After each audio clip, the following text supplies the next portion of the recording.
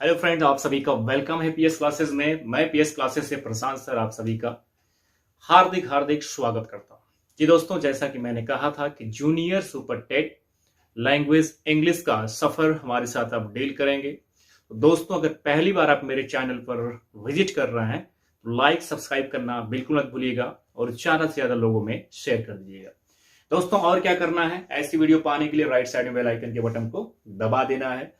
इसके ठीक पहले जो हमारा वीडियो आपने डेमो का देखा, वो क्या था, उसमें था कि किस एज को किस नाम से जानते हैं और साथ ही साथ जो है उस समय के कुछ एरा के बारे में भी मैंने उसमें डिस्कशन किया है। तो दोस्तों, आज का जो हमारा सफर होगा वो उसका डिटेल डिस्क्रिप्शन होगा और उसका डिटेल वर्णन यहाँ पर किया जाएगा, डिस्क्राइबिंग किया जाएगा। तो दोस्तों, ये हमारा दूसरा डेमो है और आपके पास बहुत कम समय है। ध्यान दीजिए कि 11 अप्रैल को आपकी जूनियर सुपर टेट का एग्जाम होने वाला है और जिसमें अगर आप शिक्षक बनना चाहते हैं इंग्लिश लैंग्वेज से तो काफी इंपॉर्टेंट दायरा है कि आपको एक सही संस्था चुनना है और उसमें प्रवेश लेना है। तो खुद आप डेमो को देखें और समझने की कोशिश करें कि डेमो में क्या दिया जा रहा है, क्या गुणवत्तामूलक क्वालिटी आपको दी जा रही है, क्या सही कंटेंट प्रोवाइड किए जा रहे हैं, तभी आप प्रवेश लें। और आपका एक डिसीजन आपकी जिंदगी को बना सकता है, बिगाड़ सकता है। तो आप इस वीडियो को देखें, समझें और शीघ्र दिए गए नंबर पर क्या करेंगे, आप कॉल कर लेंगे या व्हाट्सएप कर लेंगे। तो चलिए हम बात करते हैं। आज का जो हमारा सफर शुरू हो रहा है वो है एशियंट एज के बारे में। आइए हम बात करते हैं। जब हमने आपको टीच करना शुरू किया था तो हमने बताया था एशियंट एज के बारे में। किसके बारे में बताया था? एशियन एज के बारे में। और अगर इसकी हम शुरुआत देखें, इसकी शुरुआत देखें तो 404 से लेकर के 449 या 50 मानी जाती है। ये क्या है? बीसी में होता है और ये क्या है? एडी में होता है। जी दोस्तों, अब अगर हम समझने की कोशिश करें तो एक राइटर बड़ा इंपॉर्टेंट आता है जिसका क्या नाम है? प्लेटो। क्या नाम है फ्रेंड्स? प्लेटो नाम है। और प्लेटो ने क्या कहा है पोइट्री के विषय में, उससे हम जानेंगे। तो प्लेटो ने ये कहा कि जो पोइट्री होती है ये क्या होती है? Poetry is imitation of imitation. उसने ये कहा कि poetry is imitation of imitation. तो अगर हम समझने की कोशिश करें तो प्लेटो ने कहा कि जो हमारी कविता होती है वो कल्पनाओं की कल्पना होती है। क्या होती है? कल्पनाओं की कल्पना होती है। जी दोस्तों, अगर इसके आगे हम समझने की कोशिश करें तो प्लेटो ने कुछ और चीजों पर फोकस किया है। प्लेटो ने कुछ और स्टेटमेंट कहे और उसने क्या कहा इसी के विषय में आप समझेंगे। एशियंट एज वाज, उसने कहा, प्लेटो ने कहा कि एशियंट एज वाज डोमिनेटेड। जो एशियंट एज हमारा था वो डोमिनेटेड था किससे? रोम और ग्रीक से। किससे था बेटा? रोम और ग्रीक से। क्या था? डोमिनेटेड था बाय ग्रीक एंड रोम। क्या उसने कहा कि बाय ग्रीक एंड रोमन ले सकते हैं। रोमन माने क्या हो जाएगा? रोमन का मतलब हो गया रोम, यहां पर कर लीजिए रोम, और यहां पर हमने कर दिया लैटिन। तो रोम में कौन सी भाषा थी? लैटिन थी। और यहां पर प्लेटो ने यही कहने की कोशिश की है कि ancient age was dominated by Greek and Roman literature and culture. यहां पर बेटा रोमन कर लेना, लिटरेचर एंड कल्चर। थोड़ा सा फोकस करना है, लिटरेचर एंड कल्चर। हम ध्यान देते हैं, यहां पर प्लेटो ने सबसे पहले कहा कि poetry is imitation of imitation. कविता जो है कल्पनाओं की कल्पना होती है। किसने कहा? प्लेटो ने। यहां से भी क्वेश्चन बन सकता है और बनता भी है, इंपॉर्टेंट, इसको कर लीजिएगा। उसके बाद अगर हम समझने की कोशिश करें तो प्लेटो ने ही कहा कि ancient age was dominated by Greek. किसके द्वारा? ग्रीक। और समझने की कोशिश करें तो रोमन, अर्थात ग्रीक और रोमन का क्या था? एशियंट एज पर वर्चस्व था।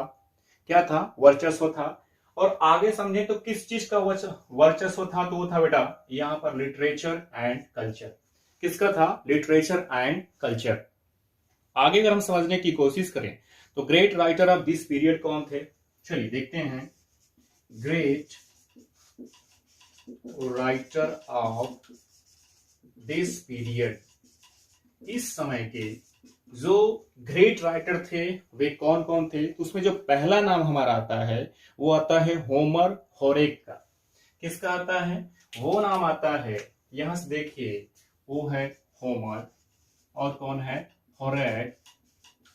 होमर का है, होरेक का है। इसके साथ ही साथ बहुत सारे इसमें आपको मिलेंगे। वर्जिल है। कौन है? वर्जिल है। एचिलस है। देखिए बेटा कौन है? वर्जिल है, एचिलस है, यूरिपिडीज है। ठीक है, ये जो है एशियंट एज के क्या है? Great writer. ये जो है एशियंट एज के ग्रेट राइटर है। अगर देखा जाए तो इसी में जो है, इसी में हमारा सोफोक्लिस आ जाता है, ट्रेजिक राइटर है। कौन आ जाता है? वो है सोफोक्लिस, जो कि एक ऐसा राइटर है, ट्रेजिक राइटर है। कैसा है? Tragic writer. मतलब ये जो है दुखांत वस्तुओं पर क्या करता है? फोकस करता है। तो यहां तक अगर समझने की कोशिश करें तो इसी में हमारा एक दायरा और आता है, जो कि प्लूटस है, टेरेंस है, सिनेका है। कौन है? प्लूटस है, टेरेंस है, सिनेका है। ठीक, ये राइटर इसमें आ जाते हैं। इसके साथ ही साथ अगर हम समझने की कोशिश करें तो एरिस्टोटल भी इसी में आता है। कौन आता है? इसी में एरिस्टोटल आता है, एरिस्टोटल। ठीक, या अरिस्टो हम बोलते हैं। तो उस समय के कुछ इंपॉर्टेंट जो ग्रेट राइटर हैं जिनके बारे में बताया गया, तो एक बार और समझ लीजिए। यहां पर हम पढ़ क्या रहे हैं? History of English literature. तो दोस्तों इसमें जो हमें तैयार क्या करना है, उच्च प्राथमिक स्तर पर भाषा अंग्रेजी में सबसे जो इंपॉर्टेंट में दिया है वो क्या है? हिस्ट्री ऑफ इंग्लिश लिटरेचर, जिसके अंतर्गत आपको जितने भी एरा हैं उनको स्टडी करना है। उस समय के जो राइटर हैं उनका जो क्रिएशन है उसे स्टडी करना है, जो कि मैं यहाँ पे डिस्कस कर रहा हूं। अब हमने शुरुआत जो की है, कहां से की है? एशियंट एज से, जो कि माना क्या जाता है 404 से लेकर के 449 या 50। एक बार रिकॉल हम लोग कर लेते हैं। उसके बाद एक इंपॉर्टेंट धारा यहां से बनता है कि प्लेटो ने क्या कहा। तो प्लेटो ने कहा कि poetry is imitation of imitation. Plato ने कहा कि जो कविता है कल्पनाओं की कल्पना है। क्या है? कल्पनाओं की कल्पना है। इसके साथ साथ प्लेटो ने यह भी बताने की कोशिश की है कि ancient age was dominated by Greek and Roman. किसके द्वारा? Greek and Roman. रोमन को अगर कह लें तो लैटिन, और उस समय क्या था? Literature and culture. तो अगर देखा जाए तो जो प्राचीन हमारा काल है, उस समय अगर किसी चीज की प्रधानता थी लिटरेचर और कल्चर में, तो वो था ग्रीक एंड रोमन। इसके साथ ही साथ उस समय के इंपॉर्टेंट राइटर की हम बात कर लेते हैं। इंपॉर्टेंट राइटर में great writer of this period कौन है? होमर है, होरेक है, देखते हैं वर्जिल भी इसी समय के हैं, एचिलस है, यूरिपिडीज है, सोफोक्लिस जो कि इंपॉर्टेंट है, ट्रेजिक राइटर है। कैसा राइटर है? ट्रेजिक राइटर है। और साथ में देखते हैं प्लूटस है, टेरेंस है, सिनेका एंड एरिस्टोटल। तो हमने अभी तक ये समझने की कोशिश की कि एशियंट एज कब से कब तक है, और प्लेटो ने पोएट्री को क्या कहा है, प्लेटो ने एशियंट एज के बारे में क्या कहा है, किस समय की उसमें कल्चर की प्रधानता है, कैसे कल्चर और आपने देखा कि लिटरेचर की प्रधानता तो क्या है? ग्रीक एंड रोम। अब इससे आगे के सफर को हम ले चलेंगे। चलिए अब इसमें आगे हम समझने की कोशिश करते हैं कि प्लेटो ने और क्या कहा है। प्लेटो ने कुछ स्टेटमेंट अपने दिए हैं जो इस प्रकार है। चूंकि प्लेटो का जो दायरा होता है बेटा वो बहुत इंपॉर्टेंट होता है, और प्लेटो ने कहने की कोशिश की द पोइट आर लायर। क्या कहता है? The poet are liar. जो कवि होता है एक लायर होता है, मतलब चोरी करने वाला होता है। और क्या चुराता भाई? The poet are liar and poetry is twice removed and poetry is twice removed उसने कहने की कोशिश की the poet are liar and poetry is twice removed from reality. किससे होती है बेटा? From reality. प्लेटो ने कहा कि पोइट और लायर, जो कवि होता है एक लायर होता है, एक क्या होता है? लाई से बना है लायर, झूठापन उसके अंदर होता है। एंड पोइट्री जो हमारी होती है इज ट्वाइस रिमूव्ड, उसे 2 बार रिमूव्ड किया जाता है फ्रॉम रियलिटी। मतलब जो वास्तविकता होती है, वास्तविकता से कविता को दूर रखा जाता है। ठीक है, इसलिए तो उसने कहा कि poetry is imitation of imitation. मतलब जो कविता होती है कल्पनाओं की कल्पना होती है। ठीक, इसीलिए वो क्या होती है? The poet are liar and poetry is twice removed from reality. Clear हो गया? इसके बाद उसने कुछ और कहने की कोशिश की। अकॉर्डिंग टू प्लेटो, दूसरा देखिए, अकॉर्डिंग टू प्लेटो, प्लेटो ने एक और स्टेटमेंट यहां पर एक चीज और बताने की कोशिश की है। किसके? एशियंट एज में। और किसके बारे में बता रहा है? पोइट्री के बारे में बता रहा है। उसने ये बताने की कोशिश की कि emotion is poetry make. Emotion जो होती है, उसने ये कहा कि emotion is poetry make. Poetry make क्या करता है? क्राई। मतलब जो इमोशन होती है, जो इमोशन होती है इन पोइट्री, वो क्या करती है? Make cry. और किसको क्राई कराती है? अगर समझा जाए तो किसको क्राई कराती है? अ मैन को क्राई कराती है। मतलब emotion is poetry make cry a man. बेटा किसको? A man. कविता के द्वारा जो हमारी भावनाएं होती हैं वो मनुष्य को क्या करती हैं? विवश करते हैं और अपनी भावनाओं को क्या करता है? क्राई वे में एक्सप्रेस करने की कोशिश करता है। इसीलिए तो इमिटेशन ऑफ इमिटेशन है। क्या है? इसीलिए तो इमिटेशन ऑफ इमिटेशन है। इसके साथ साथ क्या कह रहा है? रिमूव्ड फ्रॉम रियलिटी है। इन चीजों पर फोकस कर रहा है। आगे अगर हम समझने की कोशिश करें तो प्लेटो ने कुछ और बातें कहा है, जैसे कि प्लेटो स्ट्रांगली, देखा ना बेटा, प्लेटो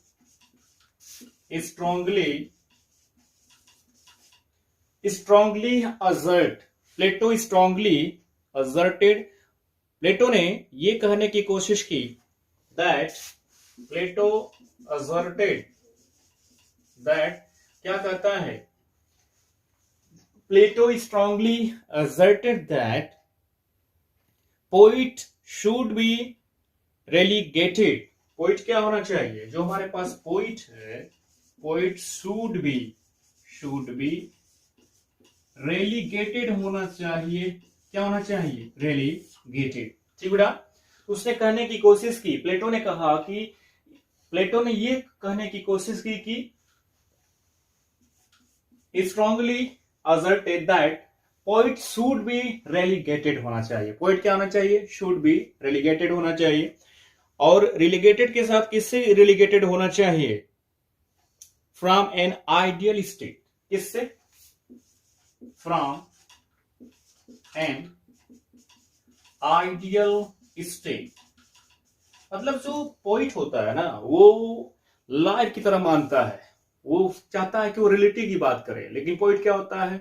रियलिटी से काफी दूर दूर होता है। ठीक, इसलिए क्या बोलता है कि Plato strongly asserted that poet should be relegated from an ideal state, कि पोइट को एक आइडियल स्टेट से रेलीगेट होना चाहिए। क्या होना चाहिए? रिलीगेट होना चाहिए। चलिए अब हम बात करते हैं कि प्लेटो ने और क्या कहा हुआ है, तो समझने की कोशिश करते हैं। Plato opined that there can be 2 types of poets. Plato ने कहा कि 2 प्रकार के क्या हो सकते हैं? पोएट्स हो सकते हैं। पोएट्स कितने प्रकार हो सकते हैं? 2 प्रकार के पोएट्स हो सकते हैं, जिसमें उसने फर्स्ट को क्या कहा? पेट्रियाटिक पोएट्स कहा हुआ है, जबकि सेकंड को क्या कहा है? मोरल पोएट्स कहा है। ध्यान दीजिएगा, फर्स्ट को क्या कहा है? पेट्रियाटिक पोएट्स कहा है, एंड सेकंड को क्या कहा है? मोरल पोएट्स कहा है। जी दोस्तों, तो आगे हम समझने की कोशिश करते हैं। प्लेटो ने एक बड़ी इंपॉर्टेंट बात कही है। Plato gave his review, Plato gave his views in his work. उसने कुछ उसके वर्क हैं, हिज वर्क आर बुक, उसके जो वर्क है, उसके बुक जो है, इससे भी रिलेटेड एक क्वेश्चन आपके बनते हैं। तो ध्यान दीजिएगा क्या है। तो Plato gave his views in his work or book, ये क्या था? द रिपब्लिक था बेटा। क्या था?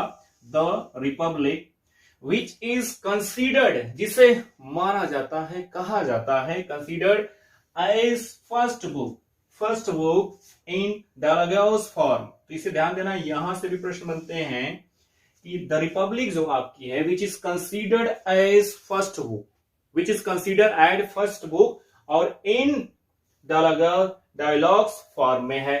किस फॉर्म में है? डायलॉग फॉर्म में है। आगे समझते हैं। इसने कुछ अदर किताब भी इसकी है। तो the others books by him क्या था? ध्यान दीजिएगा, क्वेश्चन बन सकता है, नेट में ही पूछा जाता है। इयान है एंड क्या है? द लाज है। तो यहां पर आपने समझने की कोशिश की, जो सबसे इंपॉर्टेंट दायरा है, उसने 2 टाइप्स के पोएट बताए थे। क्या बताए थे? 2 टाइप्स के पोएट। एक देखते हैं पैट्रियाटिक पोएट्स उसने कहा, दूसरा क्या कहा? मोरल पोएट्स कहा। आगे समझने की कोशिश करें तो Plato gave his views in his work or book the Republic. Plato ने क्या लिखा था? द रिपब्लिक, और इसे ही हम क्या मानते हैं? First book in dialogue form. First book in किसमें है? Dialogue form. याद रखिएगा, ये क्वेश्चन बनेंगे। और आगे अगर हम समझने की कोशिश करें, the other book by him क्या है? इयान। क्या है? इयान एंड द लाज है। इयान एंड द क्या है? लाज है। अब दोस्तों, अब तक हमने प्लेटो के बारे में समझा और जितने भी इंपॉर्टेंट दायरे थे उसके बारे में मैंने डिस्कशन किया। अब हम बात करेंगे एरिस्टोटल के बारे में। किसके बारे में बात करेंगे? एरिस्टोटल के बारे में। एरिस्टोटल के बारे में। ये कहां पर है? एशियंट एज में है। कहां पर है? एशियंट एज में है। और अगर हम बात करें तो एरिस्टोटल वाज क्या था? Aristotle was a great, Aristotle was a great क्या था? Aristotle was a great thinker, philosopher. ये क्या था? थिंकर, फिलोसफर, थिंकर हो गया, फिलोसफर हो गया। और ये आपके इंग्लिश के लिटरेचर में बहुत इंपॉर्टेंट माना जाता है। कौन? एरिस्टोटल। तो एरिस्टोटल को अगर समझा जाए तो एरिस्टोटल क्या है? अ ग्रेट थिंकर है बेटा, और एक ग्रेट क्या है? फिलोसफर है। इसके साथ ही साथ क्या है? एंड लिटरेरी क्रिटिक है। एंड क्या है? एंड लिटरेरी क्या है? क्रिटिक है। इस चीज को ध्यान दीजिएगा। अरिस्टोटल को हमने समझा क्या है? वाज अ ग्रेट थिंकर, और क्या है? Philosopher. And my dear friend, अगर समझने की कोशिश करें तो क्या है? लिटरेरी क्रिटिक है बेटा। क्या है? आलोचनात्मक रूप से क्या करता है? साहित्य की आलोचना करता है। और अगर समझने की कोशिश किया जाए तो ही वॉज द फर्स्ट मैन। अगर हम समझें, अगर हम समझने की कोशिश करें बेटा तो ही वॉज द फर्स्ट मैन, यही पहला आदमी था। अरिस्टोटल ही पहला आदमी था जिसने, भाई याद है कुछ, जिसने कौन सी थ्योरी दी थी? Aristotle was the first who gave the theory of drama. क्या दिया था? The theory of drama. यहां से भी प्रश्न बनेंगे, समझने की कोशिश करिए। He was the first who gave theory of drama. Aristotle ही पहला वो आदमी था जिसने थ्योरी ऑफ ड्रामा को दिया। किसको दिया? थ्योरी ऑफ ड्रामा को। किसमें? आपके इंग्लिश लिटरेचर में। अगर पूछा जाए who is the first man who gave the theory of drama, तो कौन हो जाएगा? एरिस्टोटल हो जाएगा। कौन हो जाएगा बेटा? एरिस्टोटल हो जाएगा। विच इज कंपाइल्ड, अब इससे प्रश्न पूछ सकता है, इट इज कंपाइल्ड 26 चैप्टर्स बेटा। ठीक है, 26 चैप्टर इसमें थे। कितने चैप्टर थे? तो 26 चैप्टर थे। किसमें? आपके द थ्योरी ऑफ ड्रामा में। ठीक, द थ्योरी ऑफ जो ड्रामा था उसमें एरिस्टोटल ने कितने चैप्टर दिए थे? 26 चैप्टर्स दिए थे। अब अगर यहां से समझने की हम कोशिश करें तो आपने समझा कि एशियंट एज में प्लेटो के बारे में समझा, उसके बाद हम यहां पर समझा रहे हैं कि अरिस्टोटल से भी क्वेश्चन बनता है। Aristotle was a great thinker philosopher, इसके साथ ही साथ क्या था, एंड लिटरेरी क्रिटिक था।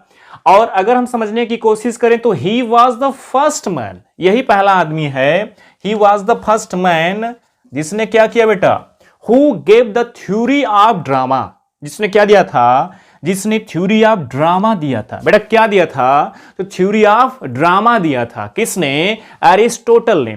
अब अगर हम समझने की कोशिश करें इस थ्योरी ऑफ ड्रामा में कितने चैप्टर थे, इस थ्योरी ऑफ ड्रामा में कितने चैप्टर थे, तो आप याद रखिएगा 26 चैप्टर थे। कितने थे, 26 चैप्टर थे।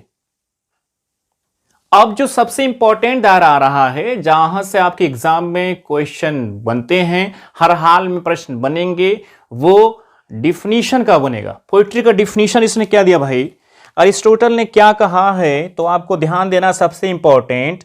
देखिए यहां पर हम बात कर रहे हैं किसके बारे में, एरिस्टोटल। किसके बारे में बात कर रहे हैं, एरिस्टोटल।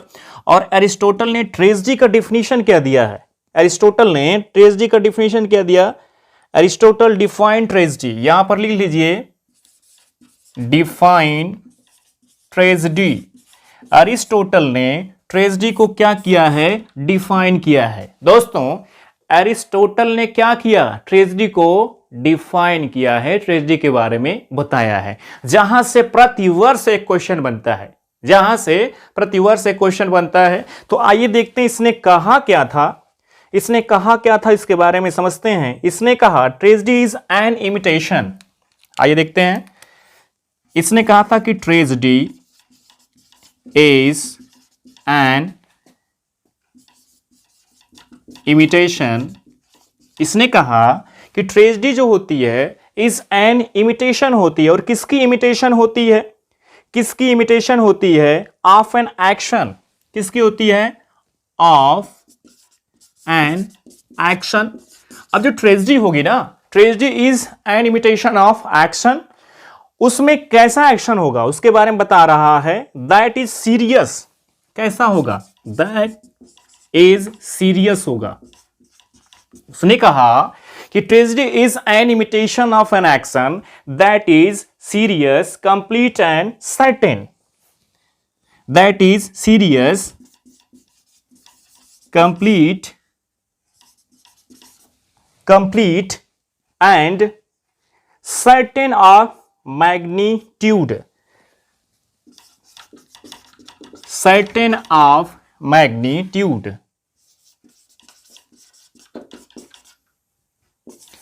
दोस्तों अगर हम समझने की कोशिश करें, मेरे प्यारे दोस्तों अगर हम समझने की कोशिश करें तो क्या कहा था, क्या कहा था अरिस्टोटल ने, एरिस्टोटल ने कहा, ध्यान दीजिएगा, कि tragedy is an imitation, tragedy is an imitation, और किसका इमिटेशन है, ऑफ एक्शन। जो ट्रेजेडी होती है एक किसी घटना का क्या होता है, इमिटेशन होता है, कल्पना होती है, और जिसमें अगर आप ध्यान देंगे तो कैसा इमिटेशन होगा, वो क्या होगा, सीरियस होगा। कैसा होगा, सीरियस होगा। इसके साथ साथ कंप्लीट होगा एंड सर्टेन ऑफ क्या होगा, मैग्नीट्यूड होगा। मैग्नीट्यूड का मतलब दोस्तों उद्देश्य होता है। क्या होता है, उद्देश्य होता है। बात समझ में आ गई। ये जो सबसे इंपॉर्टेंट दायरा आपका बन रहा है, मैं यहां पर मेंशन भी करा देता हूं, सबसे इंपॉर्टेंट दायरा में है क्या, अरिस्टोटल से एक प्रश्न हर हाल में यहां से पूछे जाते हैं, हर साल पूछे जाते हैं, और खास रूप से आपके junior super TET language English में आने की प्रबल संभावना है। दोस्तों ये हमारा डेमो क्लास है, आप देख लीजिए और तुरंत जो है डिसीजन लीजिए कि आपको किस संस्था में प्रवेश लेना है। हम कहते नहीं हैं, हम करके दिखाते हैं। तो ध्यान दीजिएगा, यहां पर पहला चीज हम ध्यान देते हैं, हमने कहा अरिस्टोटल। अरिस्टोटल है क्या, Aristotle was a great thinker, philosopher and क्या है, लिटरेरी क्रिटिक है। साथ ही साथ अगर समझने की कोशिश करें तो इसी ने ही क्या दिया है, Aristotle was the first man who gave the theory of drama. अगर हम बात करें कि थ्योरी ऑफ ड्रामा किसने दिया था, ध्यान दीजिएगा, तो थ्योरी ऑफ ड्रामा जो है किसने दिया था, अरिस्टोटल ने ही दिया था। किसने, अरिस्टोटल ने। इसके बाद हमने समझा कि जो इसने थ्योरी दिया, थ्योरी ऑफ ड्रामा, उसमें कितने चैप्टर थे? 26 चैप्टर्स थे। कितने थे? 26। और अरिस्टोटल का जो सबसे इंपॉर्टेंट दायरा बनता है, अरिस्टोटल डिफाइन ट्रेजेडी, क्या डिफाइन किया?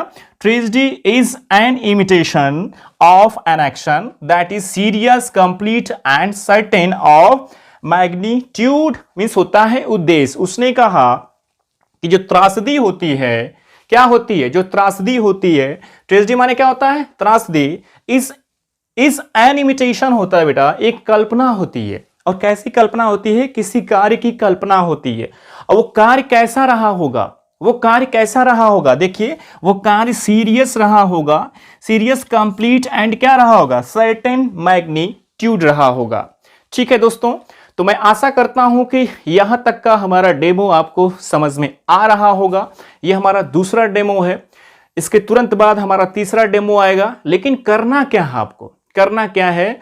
आपको अगर प्रवेश लेना है, आपको अगर प्रवेश लेना है तो दिए गए व्हाट्सएप नंबर पर आप कॉल करके अपनी एक सीट सुनिश्चित कर सकते हैं, या व्हाट्सएप करके आप अपना नाम पता लिख करके और इंक्वायरी ले सकते हैं। देखिए दोस्तों, अगर आप विलंब करते हैं तो आज है आपकी 17 तारीख, और मानकर चलिए कि 11 अप्रैल दौड़ता हुआ आ रहा है।